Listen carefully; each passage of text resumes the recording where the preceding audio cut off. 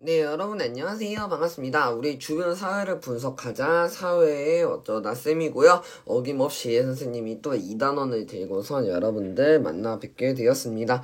원래 선생님이 노트북으로 컴퓨터로 강의를 하려고 하였지만 이게 컴퓨터가 자꾸 공캠이 강의가 안 되더라고요. 그래가지고 이번에도 아이패드를 갖고 선생님 하나하나 또 다운로드를 받고 스크린샷 캡처를 하면서 갖고 왔고, 주로 미래에는 교과서를 가지고 역사도 미래인으로 진행을 하지만 사회도 미래인으로 같이 진행을 하도록 하겠습니다. 어쨌든 다른 출판사를 쓰고 계시는 분들이 있다 하더라도 이제 전체적인 맥락이 똑같고 이런 사진과 조금 부가적인 설명 또 추가 설명 또는 빠진 내용 이런 것들만 차이가 나기 때문에 전체적으로 여러분들이 그렇게 해주시면 되고요. 만약 선생님 미래인 교과서에 다루지 않는 다른 출판사들의 내용을 여러분들이 궁금한 것이 있으면 선생님한테 질문해 주시면 되겠습니다.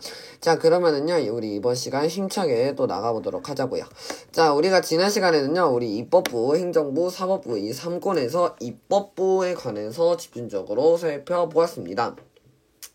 이번에는요 우리가 행정부, 대통령의 지위, 행정부에 관해서 같이 한번 알아보도록 할 거고, 다음 시간에 이제 사법부를 공부하면서 2단원 내용도 마무리를 하겠습니다. 사회는 이게 순환이 빨리빨리 돼서요. 자, 그래서 이번 시간 바로 출발해 봅니다.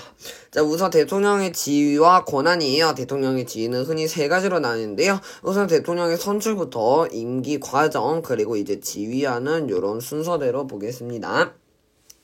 국민이 직접 선거를 통해서 선출이 되고요. 임기는 5년입니다. 국회의원 선거는요 4년입니다. 참고사항이니 보라색깔로 적어둘게요. CF 참고 국회의원은 4년 임기입니다. 이런 것들을 알아주시면 되고요. 자, 그 다음에 이제 대통령의 지위는 흔히 두 가지로 나뉘게 됩니다. 첫 번째로는 국가 원수, 두 번째로는 행정부를 수반하는 대표 대장으로서 이제 역할을 가지게 되는데요. 국가 원수라고 하는 것은 국가의 원수, 대나무 원수 이게 아니라 국가의 최고 지도자로서, 고위 감독자로서 대외적으로 국가를 대표하는 이제 지위를 가지게 되고요. 행정부를 행정부 1인자잖아. 행정부를 지휘 감독하는 최고의 책임자로서 행정작용에 대한 최종적인 권한과 책임을 다 지니고 있습니다. 헌법에 명시된 대통령의 지위입니다. 대통령은 국가의 원수이며 이것이 바로 아까 말한 국가 원수였었죠. 외국에 대하여 국가를 대표한 자, 이것도 대외 원수였습니다. 그 다음에 행정권은 대통령을 수반으로 하는 정부에 속한다. 행정권 수반이었었죠.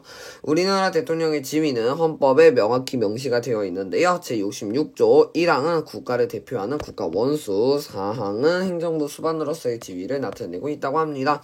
자, 대통령의 권한은 이제 조금 더 세밀하게 들어가 봐서요. 국가 원수로서의 권한에서도 4가지를 지닌다고 합니다. 자, 여기서 가장 중요한 것은 여러분들이 국가 원수로서의 지위와 행정부 수단으로서의 이 지위 사이의 관계?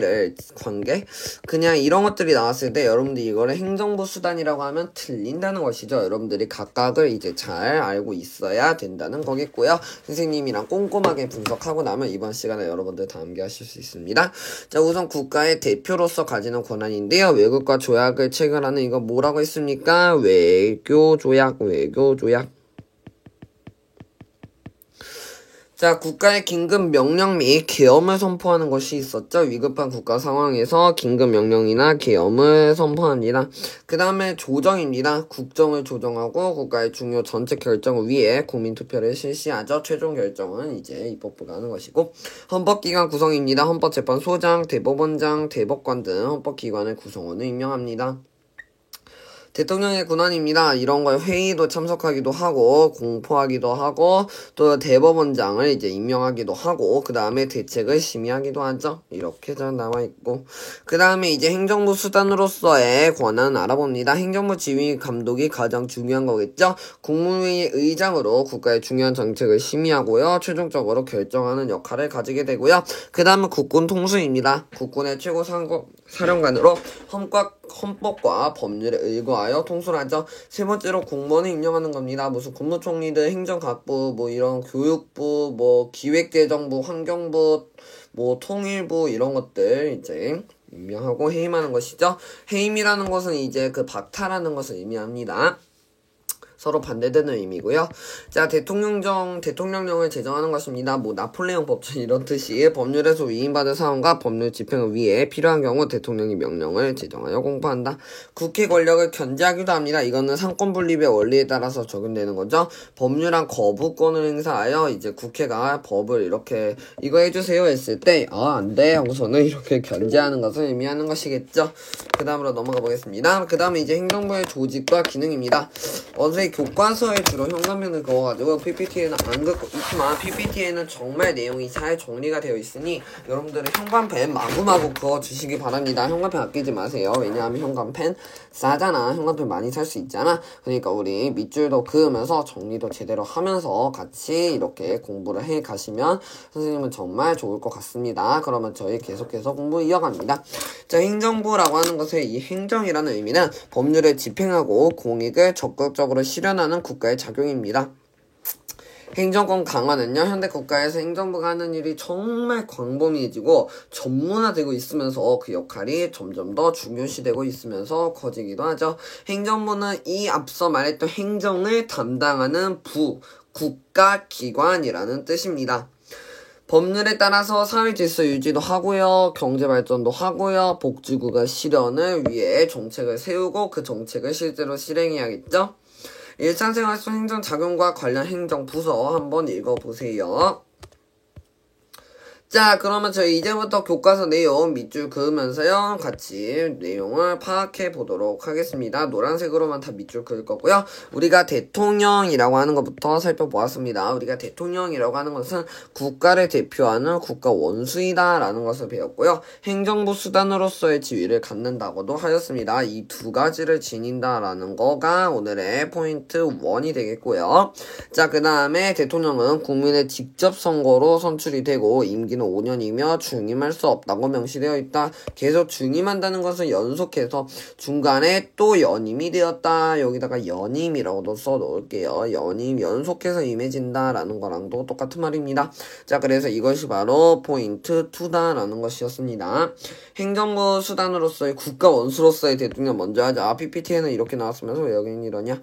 자, 대통령은 국가 원수로서 여러 가지 권한을 갖는데 외국과의 조약을 체결하고 외교를 이제 맺고 그 다음에 외교 사절을 맞이하는 등 상당히 외교 활동을 합니다. 그 다음에 다시 행정부 수단으로서의 권한으로 올라갑니다. 대통령은 이제 행정부의 총책임자로서도 모든 행정작용에 이런 권한을 가지고 책임도 물게 됩니다. 행정부를 지휘 감독하며 국무총리, 국무위원, 행정각부의 장 등 행정부의 고위 공무원을 임면합니다. 여기서 임면이라는 단어는요, 또 공무원을 임명하고 물러나는 거 아까 해임이라고 했었죠? 이런 식으로. 자, 그 다음에 행정부의 주요 업무를 심의하는 국무회의의 의장이 되기도 한다. 여기서 의장이라는 단어 모르시는 분들이 은근 계시더라고요. 회의 장이라고 하시면 편하겠죠? 회의장이라고 하시면 여러분 바로 아실 겁니다. 그 다음에 또 법률을 집행하고 법률안 거부권을 행사할 수가 있어서 별표 국회를 견제할 수 있다. 그리고 여기다가 파란색으로 중요하니까 써놓을게요. 상권 분립의 기초하에라고 써놓을게요.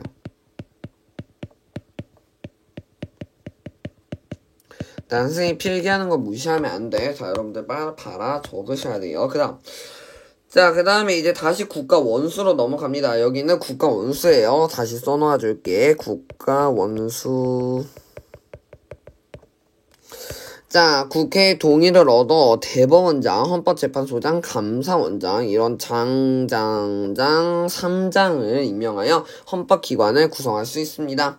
또한 헌법을 개정하고 국민투표를 시행할 수 있고 긴급명령권 및 계엄까지 선포할 수 있다. 이것이 바로 국가원수. 그리고 아까 하나 더 있었죠? 외교활동도 포함이 된다라는 것이 중요한 포인트였습니다.